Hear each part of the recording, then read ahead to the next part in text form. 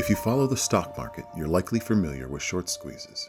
Tesla in 2020, GameStop and AMC Theaters in 2021, among many others. Hedge funds, brokerages, and droves of retail investors, bearish on a stock, sell short, hoping to rake in profits on its decline. But when the stock rallies, they're forced to buy more of it to cover their losses, pushing its price higher. It's a self-perpetuating cycle that can impact the entire market and, in the worst cases, only ends with outside intervention. Long before the age of the internet, social media, and meme stocks, the Panic of 1901 illustrated the inherent risks of short selling and provides a perfect example of the two underlying forces that drive the stock market: greed and fear. For the average broker, the week of May 6, 1901 started like any other. Within days, however, a grand battle for railroad supremacy, fought between two of the country's most powerful financiers and their armies of bankers, would consume the market, cripple Wall Street, wipe out thousands of small investors, and awaken the fury of the United States Justice Department. The stock market panic of 1901 was triggered by the attempted corner of Northern Pacific shares by railroad magnate Edward Henry Harriman in a retaliatory move against rival tycoon J.P. Morgan. Yet it was only a single strand in the most epic business battle and short squeeze of the new century.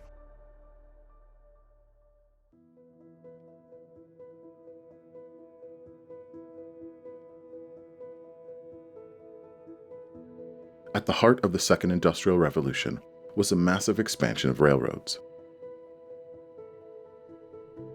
The era saw major breakthroughs in chemical science, pharmaceuticals, industrial machinery, steel production, and communication technology. Rail lines sprawled outward from hubs in major cities and ports like arteries, transporting people, goods, and wealth at a pace never before seen, drastically increasing strides in innovation and westward expansion. The Civil War-era American economy was fraught with volatility. Political tension, civil war, and a loosely regulated market led to near-constant financial panics and crises.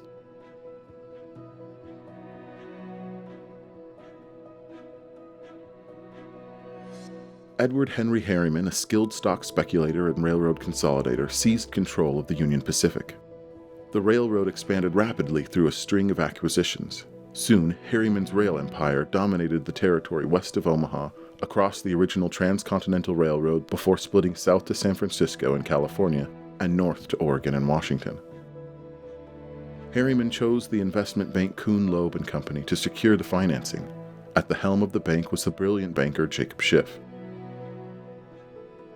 Schiff played an important role in the industrialization of the U.S. economy by securing funds from European bankers for building U.S. railroads, mines, and other industrial manufacturing facilities.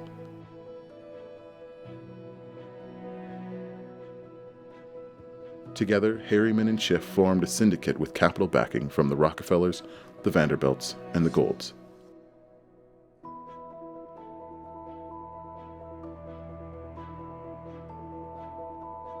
John Pierpont Morgan was one of the most powerful and influential figures in American finance at the time. In 1895, he played a key role in saving the country's gold standard by orchestrating the exchange of $62 million of gold for highly lucrative government bonds. A few years later, he began financing giant industrial consolidations with the formation of U.S. Steel, which was the largest corporation in the world at the time and the first billion-dollar corporation in American history. Morgan also had his sights on a railroad monopoly that would provide him with the means of moving his steel and other goods between the southern and northern states, and then to the coasts for international export. To the north lay railroad magnate and businessman James J. Hill's Great Northern Railroad. Known as the Empire Builder, Hill expanded the Great Northern all the way to Seattle in 1893. With financial backing from J.P. Morgan, the pair purchased the nearly bankrupt Northern Pacific Railroad, Hill's only regional competitor. With that acquisition, the pair now dominated transportation through Wisconsin, Minnesota, the Dakotas, Montana, Wyoming, Oregon, and Washington. The battle between Harriman and Morgan, along with their proxies, had been brewing for years as their competing railroad networks wrestled for supremacy in the states west of the Mississippi River.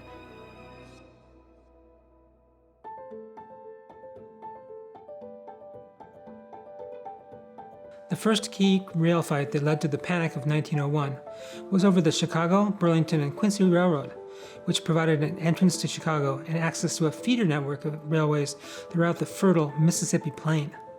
If one wanted to control the shipment of American crops across the Pacific and the transshipment of Asian goods across America's heartland, the Burlington was a critical asset. Its president, Charles Perkins, had made the line the most efficient of the Midwestern railroads and was nearing retirement. Everyone knew the Burlington had to be sold. Harriman moved first. He believed the Union Pacific and the Burlington should combine and wondered if Perkins would be interested. Perkins told Harriman that the Burlington was not for sale, but if it were, the price would be $200 a share. That was too rich for Harriman's taste. In response, he made a dual counteroffer, $150 a share in cash or $200 a share in Union Pacific bonds. Perkins was unimpressed and firmly maintained that the price was $200 a share in cash. Next, it was Morgan's turn. His ally, James Hill, was dispatched in February 1901 to propose a merger between the Great Northern and the Burlington through a stock swap. Perkins again maintained that the price was $200 a share in cash. At the same time, Hill's associates had been accumulating Burlington stock. In a meeting on February 24th, Perkins and his top advisors decided that Morgan's Northern Pacific would be a stronger and safer place for us to land. Unaware of Perkins' preference, and with rising suspicion as the Burlington stock soared, Harriman and Schiff paid a visit to Hill in late March to ask if he was trying to gain control of the Burlington. Schiff and Hill were old friends, both having served as directors on the board of the Great Northern. So when Hill replied that he was not buying and had no interest, Schiff believed him. Hill quickly set off for Boston to meet with Perkins to set terms for the sale of the Burlington to the Northern Pacific. Reporters spotted the two meeting, and the news went public. Harriman fumed, but it was too late. The Burlington was divided between the Great Northern and the Northern Pacific, with its shareholders tendering shares in exchange for $200 a share in bonds for the two Morgan Hill roads. Harriman, with his Napoleonic plans for the railways, prepared to counter this direct challenge on his burgeoning empire, the fallout of which brought the entire market to its knees.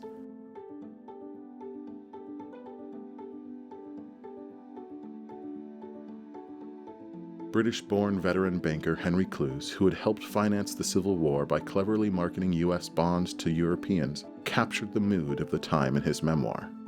Wall Street changed with almost magical suddenness, from depression and apprehension to confidence and buoyancy.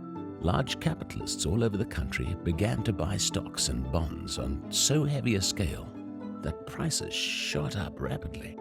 And very soon, orders poured into the stock exchange from people of smaller means everywhere, and a tremendous bull market for stocks resulted, with too many men staking, or ready to stake, their bottom dollar on the rise. The market boom was fueled by widespread economic prosperity from a succession of plentiful harvests, an increase in global gold production, an expanding trade surplus, and victory in the war against Spain.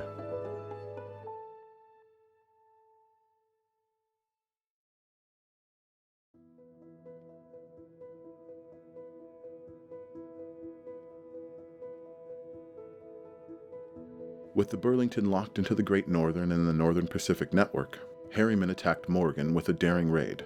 He bought Northern Pacific shares on the open market. The plan was bold. If he were to succeed, Harriman's Union Pacific would control 2/3 of the nation's railways and would relegate the Morgan Hill system to a thin strip of land just under the Canadian border. Ordinary investors had been worked into a frenzy with the widespread promotion of shares of J.P. Morgan's U.S. Steel. Railroad stocks were rising fast on various rumors of insider accumulations and mergers. Clues wrote of a restless sea of reckless stock speculation that swept the American people into its vortex with all its razzle-dazzle extravagance. In this hyped-up environment, Harriman's attempt to retaliate against Morgan for grabbing the Burlington acted like a spark igniting a pool of gasoline. The resulting jump in prices, then panic, caused intense excitement, demoralization, and confusion that convulsed the stock market in a way that alarmed moneylenders, destroyed confidence, and caused a general rush to sell stocks, which brought them down with a crash, involving many millions in ruinous losses. The market boiled as Harriman and his allies accumulated a majority of Northern Pacific preferred and 40,000 shares or so short of the common shares. Large price rises in other railroads threw the market off the trail. Harriman wanted to leave nothing to chance, so he decided that final 40,000 shares should be purchased during the shortened Saturday session on May 4th to eliminate any weakness in his plan. Unfortunately for Harriman, when he telephoned Kuhn Loeb for his order, Schiff was out of the office. The junior partner who received it never filled it. After much delay, Schiff was informed of Harriman's request, but he thought it unnecessary and ignored it. Across the Atlantic, Morgan received Hill's cable. Quickly dictating a reply, Morgan authorized his men to buy at any price all the Northern Pacific common stock that was needed to maintain control. But his message did not arrive in New York until the night of Sunday, May 5th, too late if Harriman's order had been filled by Kuhn Loeb.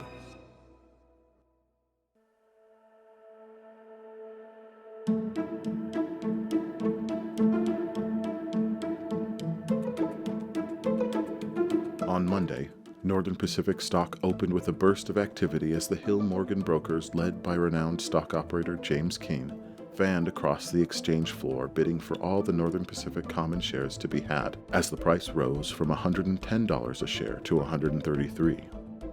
Newspapers spoke of wild scenes on the floor as the day's action was, in some respects, the most remarkable of any that Wall Street had seen yet.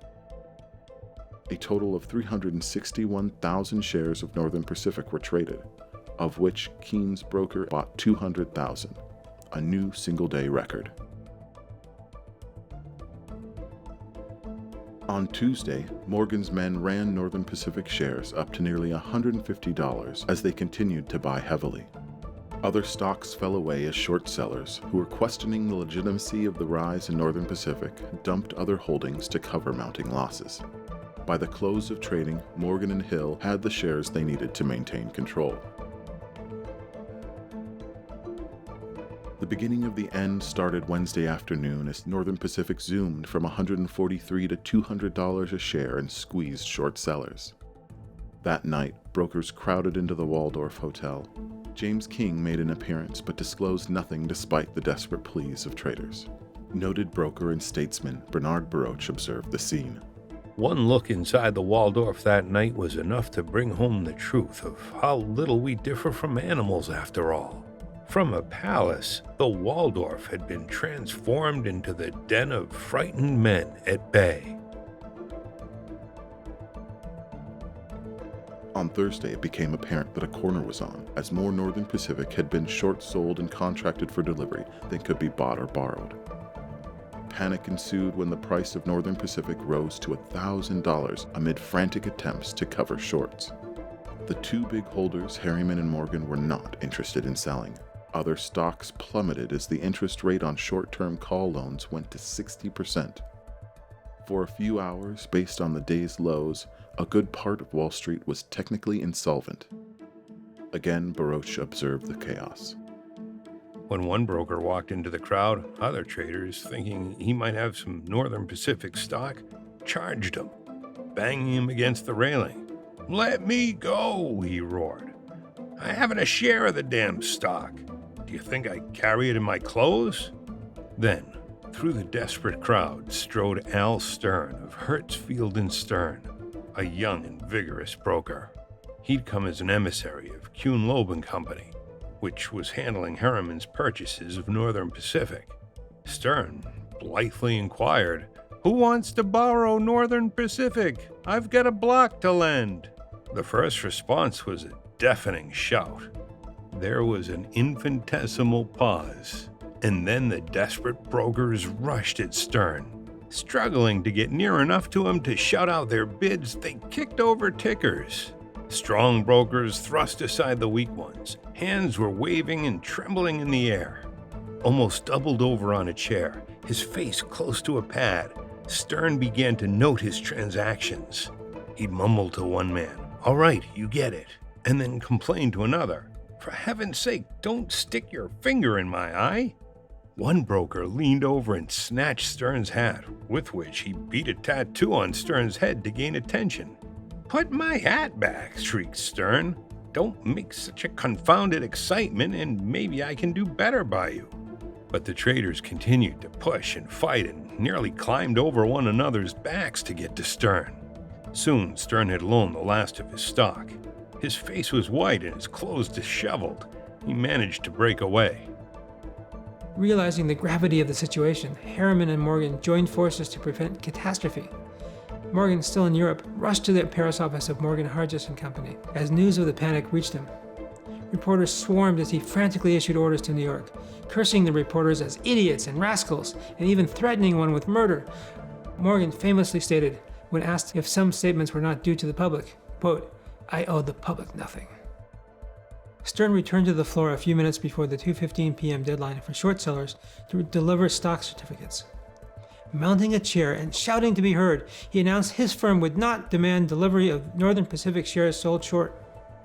Stern was followed by Eddie Norton, representing the Morgan forces, who also announced that his firm would not force delivery. Immediately, Northern Pacific sold off and closed at 325.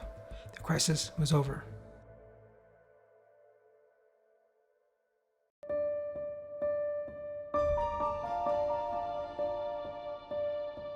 When the dust settled, Hill, Morgan, Schiff, and Harriman agreed to cooperate in the formation of the Northern Securities Company. Hill was named president, while some of Harriman's directors were appointed representatives for his massive holdings of Northern Pacific shares. The impetus of the holding company was to eliminate the risk of continued catastrophic competition through profit sharing. The Northern Securities Company tied together the Northern Pacific, Great Northern, and Burlington railroads, effectively controlling all railroads from Chicago to the Pacific Northwest. However, it immediately drew the ire of the public, who were becoming increasingly hostile against monopolies and the robber barons who ran them. It became an early target for President Theodore Roosevelt, who had recently taken office after the assassination of his predecessor, William McKinley. In February of 1902, the DOJ announced plans to file a suit against the company under the Sherman Antitrust Act.